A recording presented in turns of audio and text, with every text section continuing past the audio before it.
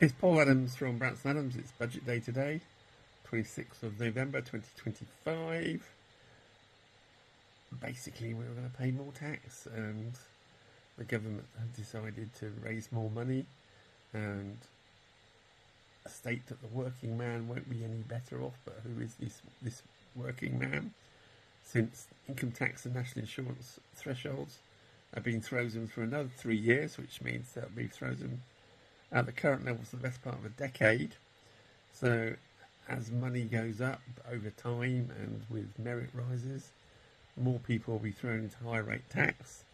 If that doesn't mean that the man in the street's paying more tax, I don't know what does. And there's additional tax on property, dividends and savings income. I sometimes describe this as the politics of jealousy. So people who've saved for their retirement or have set up their own company and use the remuneration strategy of dividends are penalised when these budget measures take effect. Contributions into pensions, salary sacrifice, a cap will be coming in from 2029 of £2,000. I did comment during the budget that I suspect employers and employees will sign new contracts along the way, or not have a rise for, or have a rise and take the money, then pay it into their own pension. So I'm not sure this is going to be a huge revenue raiser. I think it will just be a change in the way people act, but we need to wait and see. ISA reform, somewhat more complicated in that there are now rules if you're over 65, and the ISA cash limit will go down effectively to 12,000 from April 2027. The two-child benefit limit is abolished, and I'm not sure about this because it's almost like we're going to reward people on the benefit system, and I always thought that the credit system was in place to look after them already.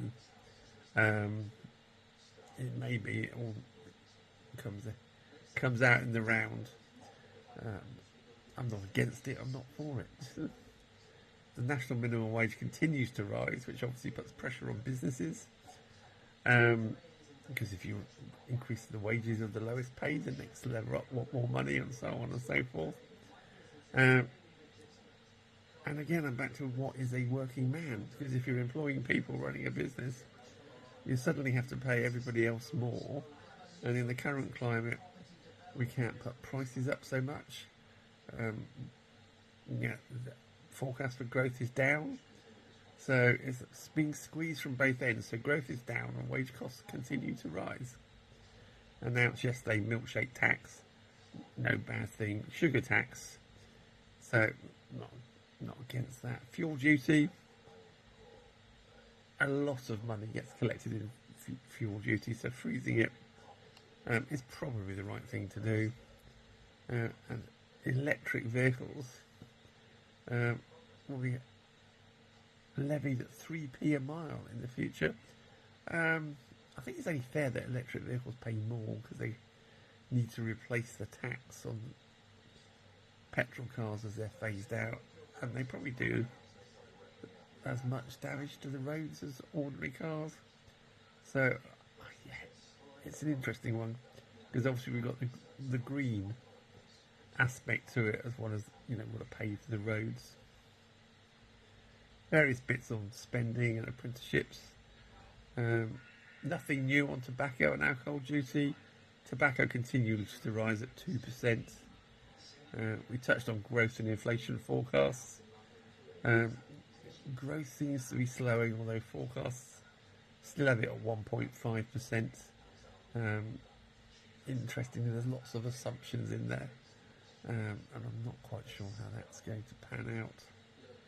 Government borrowing is predicted to fall, but obviously tax revenues need to stand up and profits need to stand up, and if we're being squeezed with increases in costs, that may affect things in the future. Some of you will have seen my forecast on gambling duty increasing to 40%. That's going to come in from April 2026. And really, Business taxes are staying much the same, some tinkering around the edges, some help for publicans, I think she said in the budget. But I think it's probably too little. There's one or two pubs closing every week. So we're going to see the high street changing still further over a period of time. I suspect that Rachel Reeves and the Labour Party are fairly happy with the budget. And I suspect sort of businessmen, farmers, and anybody who has aspirations are feeling less pleased, because we're going to end up paying more. It states that 38% of GDP, I think it is going to be paid in tax. So effectively, we're going to have a tax rate of 38% for those people with aspirations and moving forward. And I'm conflicted, because we're English or British, and we've always found a way to make do, make good, and carry on regardless. And I think we'll probably do the same. But the lack of support for business surely cannot continue. Our budget summary is out and can be found on the website, or you can email us as per normal. info@branstadams.co.uk, or phone the office on 01252 728598, and somebody will be pleased to help you. That's probably enough from me for now. Take care of yourselves. Bye for now.